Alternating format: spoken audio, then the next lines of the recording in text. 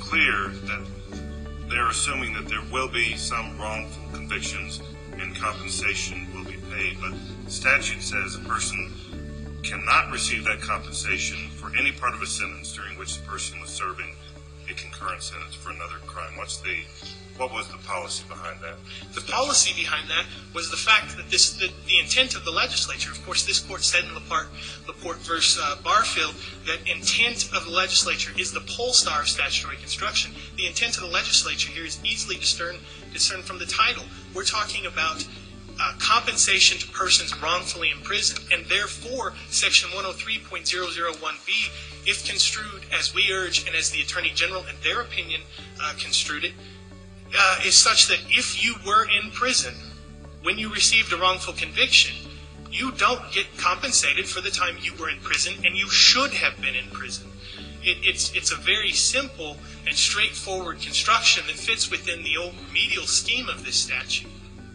And again, this is a remedial statute. And is that what compels the result in the interpretation that you're advocating, the fact that it is a remedial statute intended to redress the wrongs? Yes, Your Honor.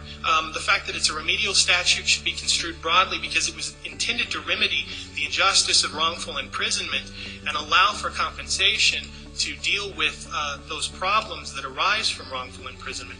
Not only that, but I would point out that in 2009, when the Texas legislature passed the Timothy Cole Act, they did so at the behest of Texas municipalities, which were seeking to increase compensation, to encourage exonerees to, instead of relying upon Section 1983 federal civil rights claims and going into federal court, they would instead now have enough incentive to take this statutory compensation and be able to go on with their life, have that wrong remedy.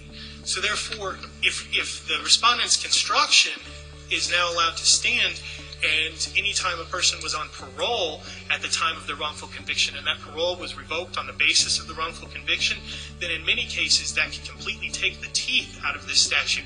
Not only would it deny them the compensation and remedy that the legislature intended, but would also force many individuals, like for instance in the exoneree example that is now denied 95% of his compensation, his only remedy is to go back to federal court and seek damages against the municipality, which the legislature intended to try to prevent.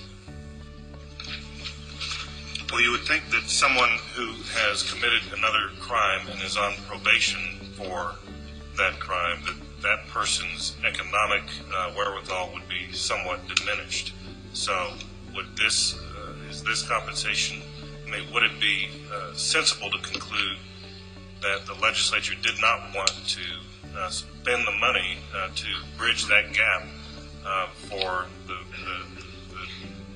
a person who had already committed a crime and therefore would have had a tough time economically anyway? Absolutely, Your Honor. And in fact, under prior visions of this act, the levels were at, I believe, $25,000 per year, which would be more commensurate to just speaking about economic damages. Because as you're right, if you were on parole probation, most of the exonerees would not have been making, let's say, 1986 when Billy Smith was arrested, more than $12,000, $15,000 a year, and that may be optimistic. However, the intent of the legislature in 2009 when they passed the Tim Cole Act was to look beyond simply the economic damages and go towards providing for all of the losses that they've had. Of course, mental and physical health, and then economic. Understand that even if you were on parole, Billy Smith would have had 20 years in which to build a retirement, develop his skills, start a business, all of those things. So it'd be hard to anticipate what his actual, what the imprisonment, the wrongful imprisonment denied him as far as opportunities. We're talking about a lot more than that. We're talking about someone spending one day wrongfully accused, wrongfully convicted, and wrongfully in prison. You multiply that by a factor of 19 years and 11 months, and there's, in my view, probably no value you can put on that. No, Your Honor, and I believe if you spoke to any exoneree in the state of Texas, of which there are about 42 now, they will say that even the compensation levels currently set aren't going to compensate them adequately for what they've lost. Billy Smith, for instance, he might tell you that he never got to have a family, raise children. That's of particular importance to him. No amount of money, even at $80,000, $160,000, or $500,000 per year of incarceration, is going to compensate you for those losses. Absolutely. And in fact, that's why the legislature felt they had to reach these certain levels of compensation, because most exonerees were choosing to go the route of the 1983 civil rights claims because they felt that what the state was offering was simply not enough to compensate them, and was in many instances just to them inadequate. And so they would go seek the federal civil rights claim, and then come back, as this court has recognized previously, and receive the statutory compensation.